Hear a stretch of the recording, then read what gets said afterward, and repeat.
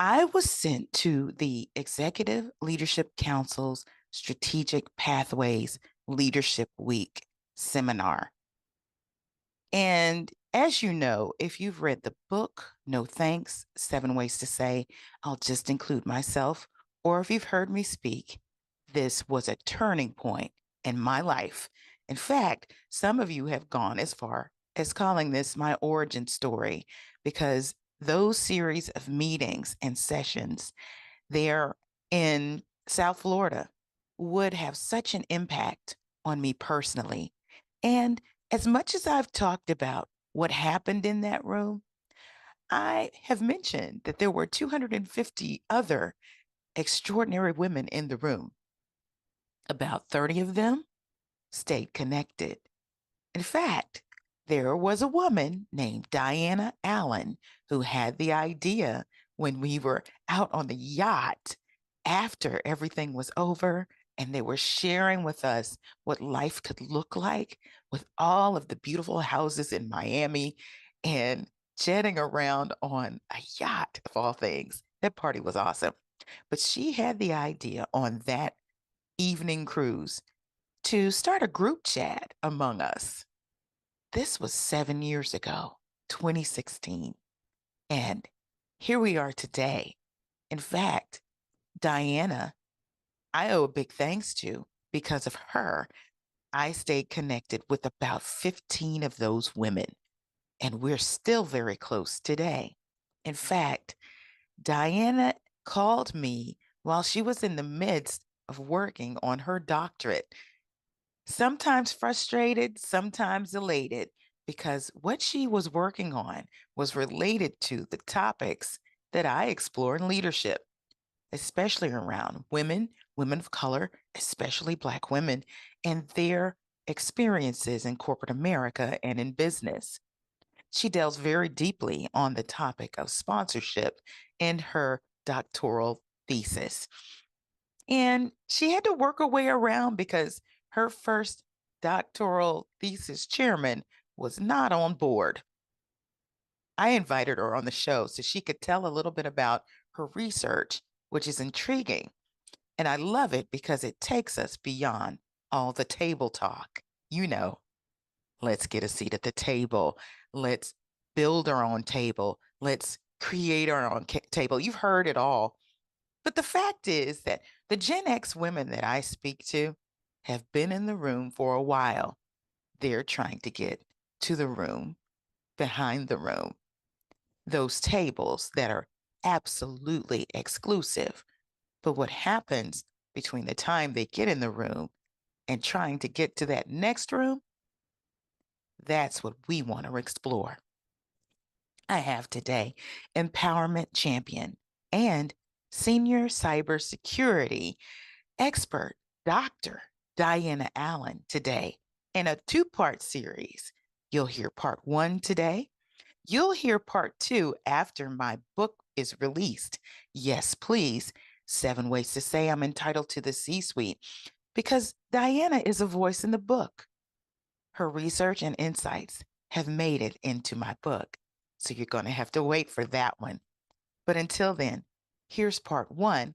And then make sure that you subscribe to TCSP after the show and duets because our conversation continues. Let's get it. Hey, y'all. This is Culture Soup, where tech, culture, and business collide. It's a podcast that spoons up everything hot from social media. I'm your host, Elle Michelle Smith, and each episode we bring you some of the most notable and not yet notable thought leaders in tech, business, and culture.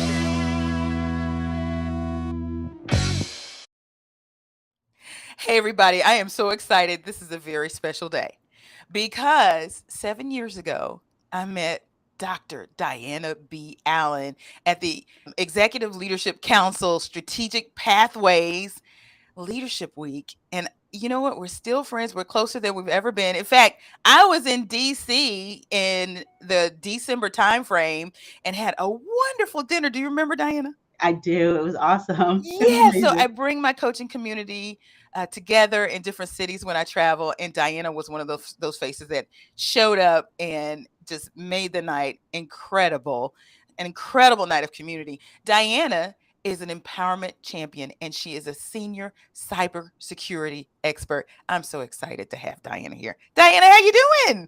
I'm wonderful. Thanks for having me. I'm overjoyed. First of all, I am proud of you. Let me just tell the good people, okay? I met her 7 years ago. She was doing amazing already, and she was having little ones. She got 2 little ones at home now. Age what and what? 5 and 18 months. 5 and 8. See, we got a Hmm. little bitty bambino, Yeah, but she's a bobbler. That's what I yeah, like to call them, she's bobblers, running because the they're house. somewhere between toddler and baby. Yeah, she's Yeah, running the she's a house. bobbler. She's a sweetheart. But let me tell y'all what she did during the time that she was having babies. She got her PhD, y'all. And what's your PhD in? And what's the specialty? So I have a doctorate of management and organizational leadership from the University Ah. of Phoenix. So can you see how birds of a feather kind of flock together? Now we're going to talk about what Diana studied during her doctorate, okay? And the research that she did, which is amazing.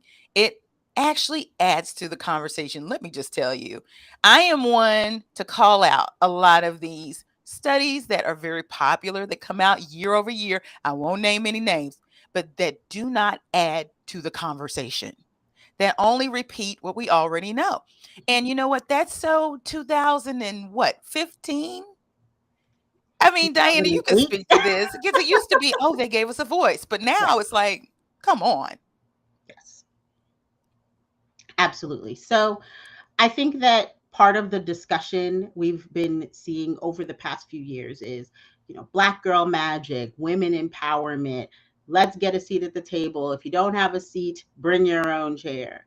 Build And it I yourself. build it yourself, bring it yourself, stand, sit on a yoga mat, whatever, however it is you choose to participate in the dialogue, be in the room. And so I've had the benefit of working for some really large organizations, Fortune 10, Fortune 50 organizations, and being in different rooms, just especially being in tech, having a strong writing background that gives you access to a lot of different spaces. And sometimes what I saw was not a presence, a lack of presence, but it was really a lack of a voice. So you Mhm. get to come in the room and you sit right there and don't say anything because you're here. You should feel lucky enough to be in the room. And I've also heard some different perspectives that if you're in the room, you have an obligation to use your voice. And what Mhm. I think is a challenge is sometimes people don't have the option. Yeah. So I chose to study it in my doctoral program, and the interesting thing is how the doctorate that I received is different than a PhD or different types of degrees. So, Doctor of Management, Doctor of Business Administration, EDDs, which is Doctor of Education, they're all practitioner doctorates. So, you Mhm. need to actually be working in the field, and your topic is not building on another body of research, which is what PhDs or PsychDs are based off of. Yours is supposed to be looking at a real life problem and potential real solutions that can be implemented in the field. And so Mm. my study was based on how empowerment and sponsorship, because it's different than mentorship, impacts women as they try to ascend in career related roles, And in you STEM know, related roles. Excuse me. yeah, that when you told me what you were studying and you were researching, and we've been on the phone a couple times because you were going through it, because it was a journey, Uh-huh. wasn't It, it? it was. Yes, but you finally made it. But but before we get too deeply into the research, how about we have a culture soup moment? Absolutely. Okay, awesome. So, speaking of women, that's my sweet spot too. I watched online and also in the news media as women in the workplace ebbed and tide when it came to job numbers. So when you got into lockdown and just a little bit afterwards, we started to see where women's numbers in jobs were plummeting. I mean, women were leaving the workplace in droves, Mhm. and mainly they were espousing that to the fact that so much of the caretaking was falling on us when it came to the home. But now, fast forward to 2023, jobs numbers are back. Not only have women recovered in the workplace, but they're joining the workforce faster than men, according to the jobs numbers that the US government puts out. But there's a little something different. Many of these women are making their choices. They aren't just going for the traditional jobs that they're looking at other opportunities. Some of them aren't returning to the same workplace where they were. Are you seeing this, and what's your take on everything? I think it's definitely prevalent. I will say, I can speak from my own personal experience. I transitioned roles during the pandemic. Mm, Not once, not twice, 3 times. And I think I found a perfect sweet spot for where I am. Some of it was due to COVID related roles. I think I shared this with you. My father passed away in 2020 in mm, relation to COVID. And one of the greatest things I can say about my dad is my dad lived life to the fullest, sometimes to mm, my mother's frustration, right? mhm, And he, I recognized in that time I was kind of comfortable. I wasn't living to my full potential. I wasn't doing what I wanted to do. I was just kind of going with the flow because I'd been there for some time. I was, I had a routine, right? And it made me think about some things in a different way. And so I transitioned. Onboarding to a company virtually is a mhm. very interesting Yeah, and it's different. challenging dynamic. And so I think, especially as we look at this virtual world and hybrid work environment, that's something that organizations need to think about as well. But I did that, and I had a great run working in fintech for a little bit, sharing that. But I really missed the cyber aspect of it. Yeah. And so you said it in the intro, cyber. I'm a risk. I understand risk. I understand privacy, but I wanted to get back to cyber. And so I chose to transition to a larger organization that a girlfriend of mine suggested, and that's where I landed. And so one of the interesting thing is I transitioned, as you mentioned, having a baby. So I had a baby in 2021, and she's amazing, but no one knew that I was pregnant. It was something, I was interviewing from here Well, up.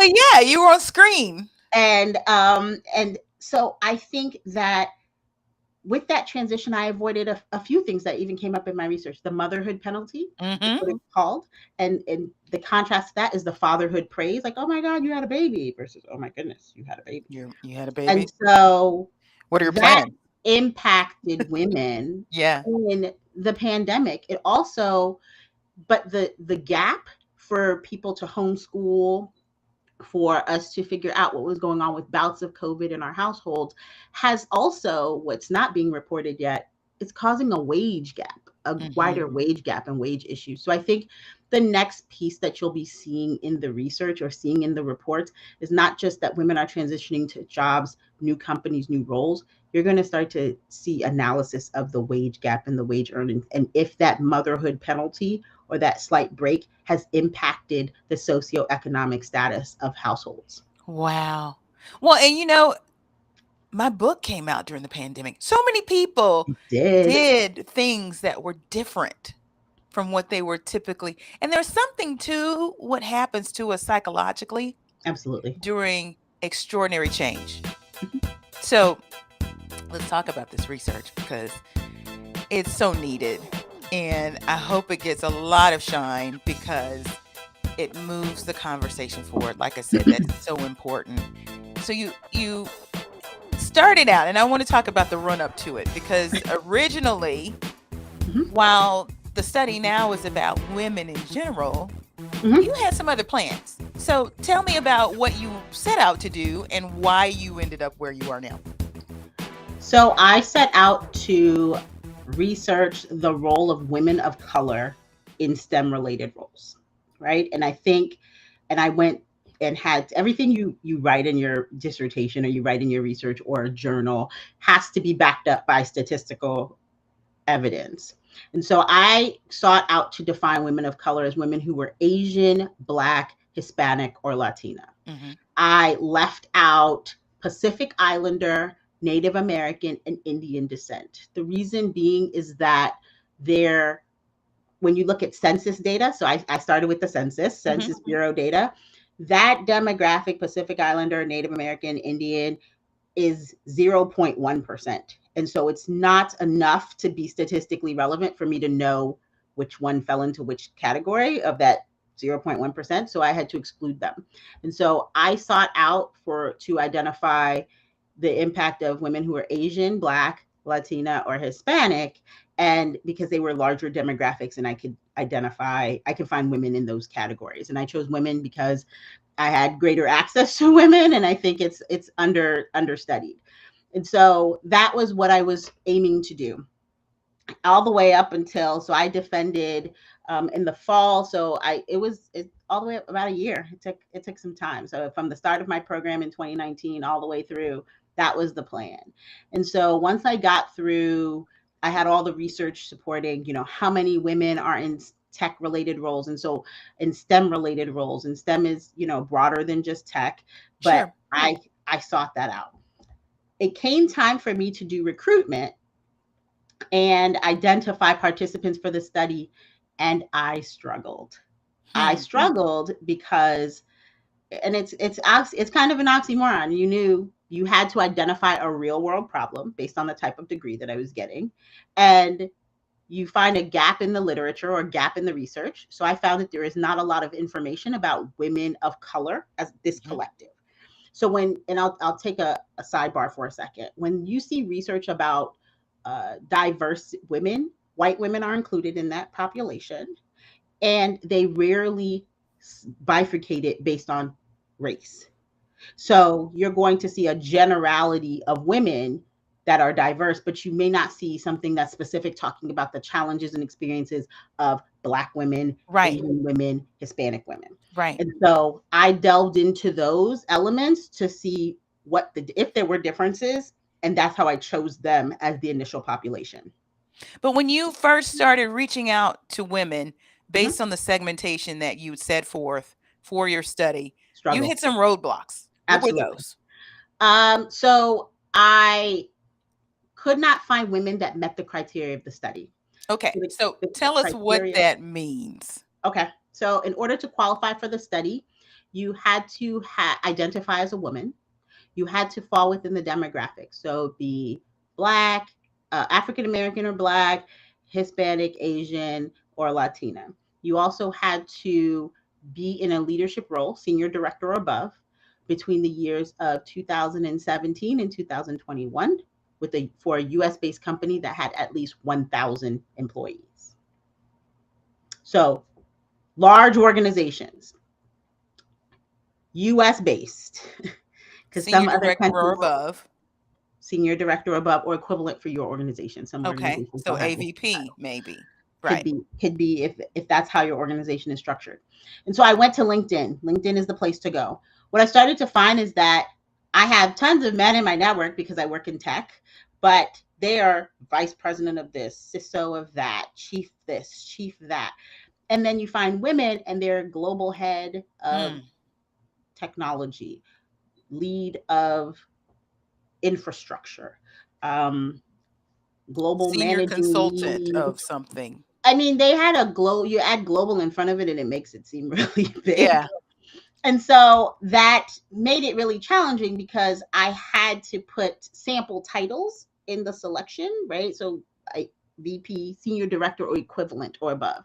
And so the challenge is those organizations had senior directors and titles, but these people who were women did not have those titles. They had something Okay. else, which is a global Okay. lead, global head. So And then if when the I reached listeners out are to paying them, attention, go correct. ahead. And when I reached out to them, because what I started to do was look at the actual work that they did, which is Hmm. amazing. And then you're doing a comparison.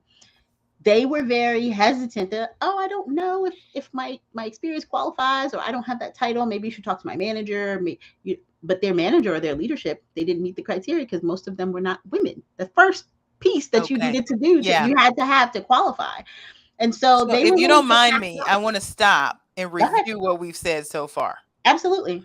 I'll take One is it. that the women of color that you were trying to recruit for your research did not fit the qualification, meaning they didn't have the title and rank. Correct. The second thing I heard you say was if they did, they were hesitant Absolutely. and said, perhaps maybe my boss should do it. Hmm. And it's two things happening there. One, they're deflecting. Two, their boss might not even be female. Correct. So So there was what a we huge have here really equity, is inequity in it's ranks. inequity, but it very much paints the picture in detail of the middle of the leadership pipeline and women stuck at a certain level before they start exiting, pushed out, or by the way, pulled out, because we talk about getting pulled out of the leadership pipeline in my upcoming book. Yes, please. 7 Ways to Say I'm entitled to the C suite, but we'll talk about that later. Pushed out, pulled out, or otherwise left on their own. But you have these men with very succinct and direct titles and rank. And we've got these fuzzy titles for Mhm. women. Correct. That's So I'm interesting. going to take a pause and share something I think that we talked about when we were in training way, way, way back in the day, right? We tend to get into roles and say, I don't care what they call me. Yes. As long as they pay me on time, as long as they pay me the type of money that I want to make, as Preach the long word. as I am well compensated, I don't care. I'm not focused on titles because we're encouraged to be humble and, all of these Yes. things. And And it's as either women, or. We never consider that it can be both and. correct. And so two things on the spectrum can be true, right? I can be humble and I can be properly titled and ranked. So what tends to happen in those roles when you have the I don't care what they call me as long as they pay me appropriately and as long as they pay me what I want is you miss certain elements that come in with that are granted with positional authority. And so that comes with access to certain rooms, participation in conversation, access to information. And so Yes. those are components of empowerment. I'm sure we'll get to it in the discussion, but that I think was a huge issue as well because certain certain rooms are restricted based off of level. And so when they make up this level in between where you should be and where you are, Yes. but you're not a senior manager or you're not a director, but you're not a senior director, you're now a global lead of something in between that, which is something new that we've created just for you. Where does that put you in the overall hierarchy and pipeline? And Right. so And that's people really will something ask we you have those to questions. You'll have VPs, officers that will ask you, okay, now what's your title? And then if it's something that does not compute, they will say, then I'll talk to your boss. correct. Yeah. And the other piece of that too, Diana, is when we do not negotiate title and salary, Yes, it impacts our career. It absolutely. devastates it and puts us back further than our counterparts. Absolutely. It came So up in my your study. earning potential diminishes because, let's be clear here. Those big hefty titles that Jim has, they came with a nice package. Absolutely. And so, interestingly, a part of and I'll delve into the research a little bit. So, I interviewed several women, different fields. They were not all in tech, and they spanned the gamut of race, age, marital status, and child status. Mhm. So, all of those were relevant demographics in my study, and because they all came up in the discussion and the dialogue, because all of those intersectionalities met and formed a part of their experience that left an indelible mark on them. Mhm. And so sponsors, and I think you've discussed this online and different discussion forums, but you have a series of career support, right? You have your teammates, your allies, your mentors, your sponsors, right? You also have some others like some advocates, some cheerleaders. You Sure. have those like unofficial terms. But and I'm going to talk specifically about women. And because my study wound up getting broadened out to include all women, so I had Caucasian women in my study as well. I can speak about the role that and the impact that happened to women as a whole. And to be So clear, the reason why it was broadened was because of these factors we just discussed. correct. I Okay. broadened it so that I can have statistically relevant information, and I identified correlations from there that was not based on race. It was Perfect. based Okay. on gender.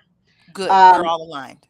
so I think that what we need to think about when you have sponsors and you get a sponsor. I want to be a VP.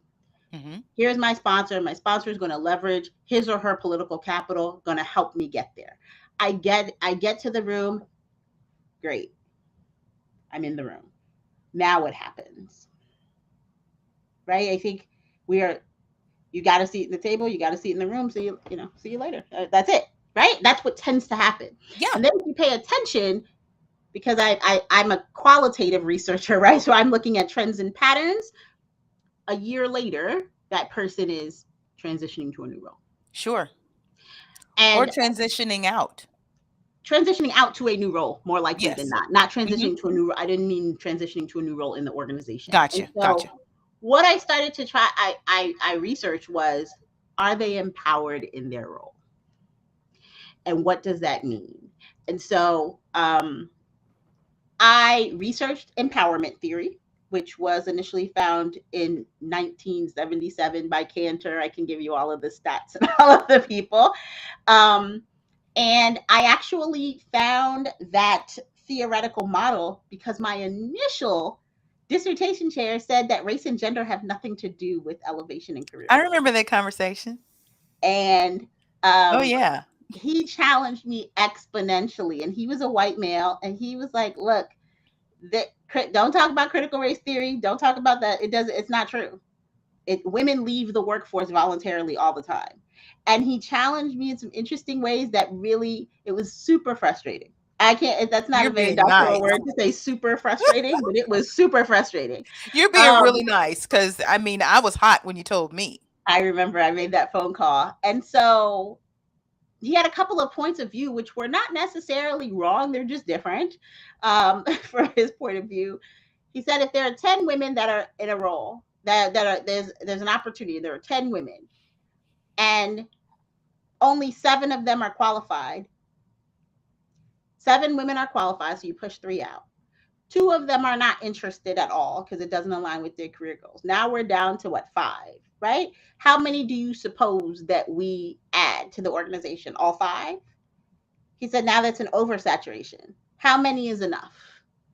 And so perhaps he was coming from a quantitative stance, but he did not think that there was a tie between the two. And so He when I left started, out the nuance. okay, There's always nuance. of course, Yeah. And you know what? Let's step back for a second because hmm you said something else. Let's go back to this table. And this is what I find problematic about the popular, I'll call it popular internet dialogue hmm on this particular topic about getting a seat at the table.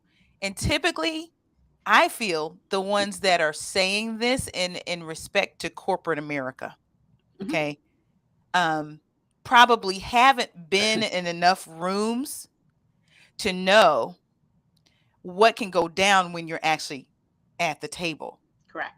For instance, I really believe, especially women who are in the middle, mid career, meaning they have 10, 15, 20 years, hmm mid range title, hmm that we're already at the table. We're Oftentimes, yes. in the rooms, but Oftentimes, it's yes. what happens when you're in that room.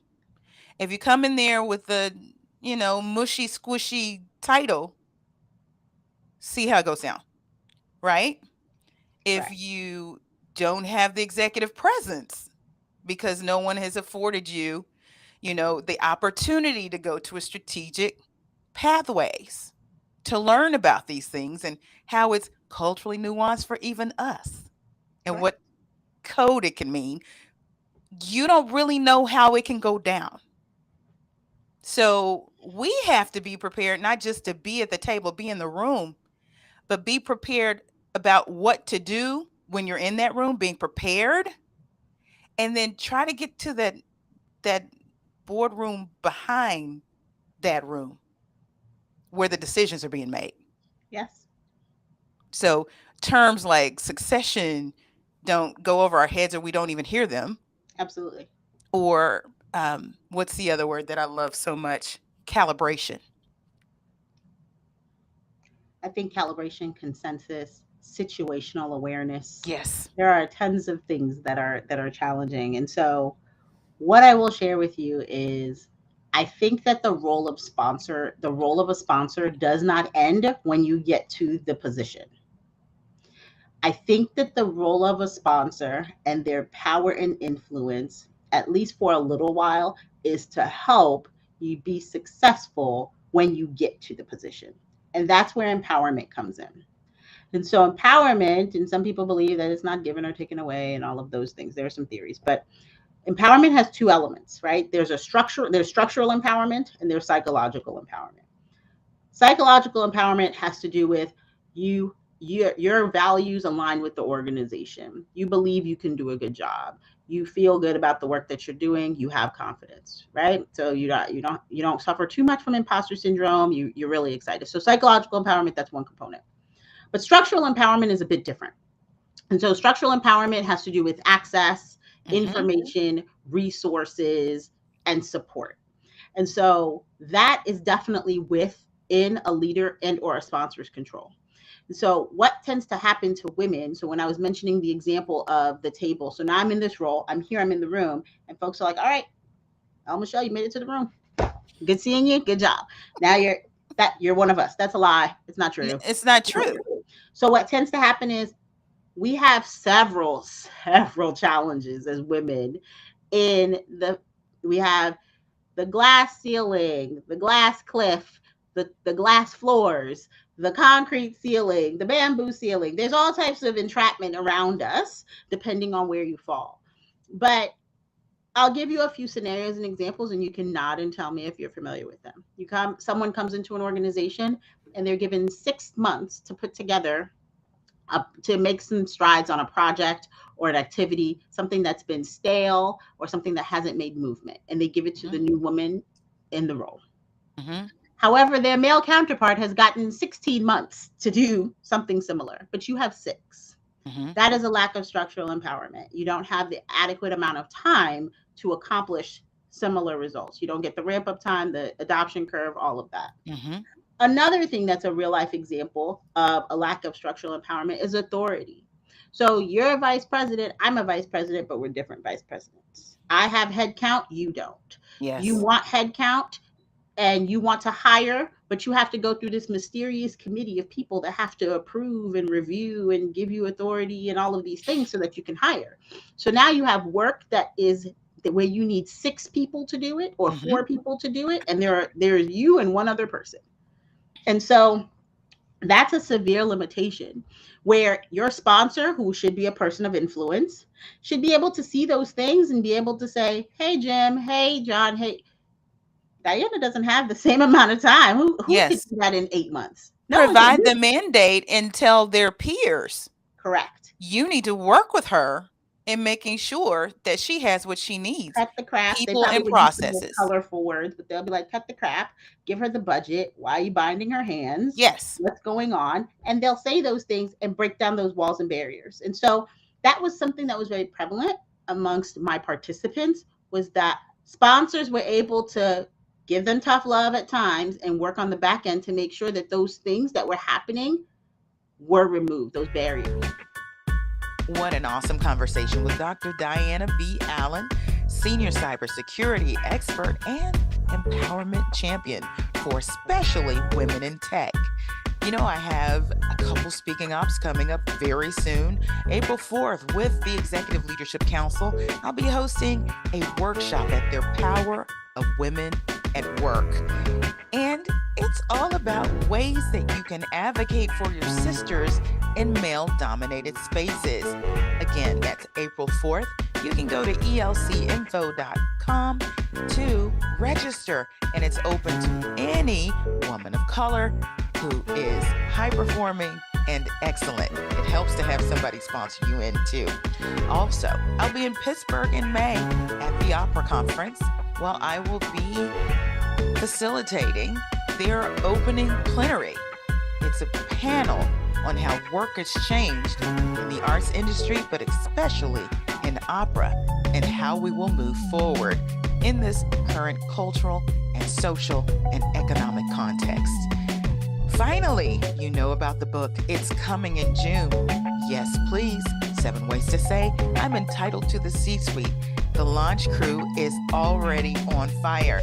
And you have to know that this launch crew also becomes the book club, but there's some perks along the way. These ladies and gentlemen are getting pre-reads, they're getting excerpts, they voted on the cover. Yes, I get feedback from this group. They're also going to get gear, and all of it's free. So listen, you want to be a part of this book club because for 9 weeks, I meet with this group for absolutely free. We dig into the book. I do some reading, and I also give you some backstory. You want to be a part. So go to my website, lmichellesmith.com, pull down coaching, and look for SlayNet. Join, okay? It's free. Join, and then look for the Yes Please Launch Crew Tribe. Click there and join. If you want to know more about Yes Please, 7 ways to say I'm entitled to the C-suite, go to lmichellesmith.com/yes please. Pre-order will happen in May. Find us online at theculturesoup.com, on Instagram and Twitter at The Culture Soup, and on Facebook at The Culture Soup Podcast. Until next time. The Culture Soup Podcast is a production of No Size Communication, LLC.